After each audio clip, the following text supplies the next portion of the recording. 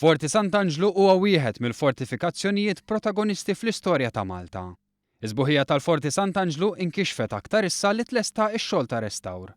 L-ħtieġa li jiġi restawrat Sant'Angelo kien ilu jinħass, kif spjega l-kuratur ta' Heritage Malta Matthew Balzan. Matul iż-żmien kienu saru ħafna ħsarat, nista' ngħidlek ukoll li sakemm bdejna r-restawr kien taw anke ħsarat mit-tieni gwerra dinjija li ġew irranġati propju fl-aħħar sena.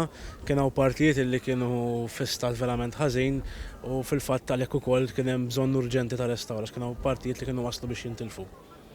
Ix-xogħol ta' restawr fuq Forti Sant'Angelo dam għaddej sentejn.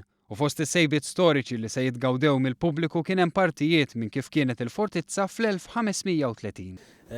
Dawn l-areas ħajkunu anke aċċessibbli fil-poplu jista' jara ħiel mill-fortizza medjevali li kienet kompletament differenti minn dik li naraw illum.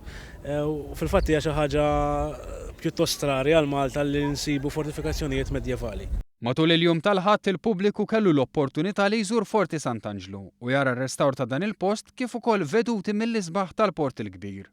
Din kienet opportunità għal pubbliku li jżur Sant'Angelo qabel f'Novembru il-Forti jilqa' fih il-laqgħat taċ-ċogiem. Hawnhekk ħajkun qed isir dak li jgħidu l-irtir, ġifieri l-informal meeting tal-Head of States tal-Commonwealth, ħajkun qed isir hawnhekk. Fil-fatt dan li qed nagħmlu llum huwa biss a partial opening, ġifieri qed niftħu biss biċċiet mill-forti, il-forti kollha qatt tkun miftuħa fil-ġimgħat li ġejjin meta anke ħajsir il-ftuħ uffiċjali mill-Prim Ministru.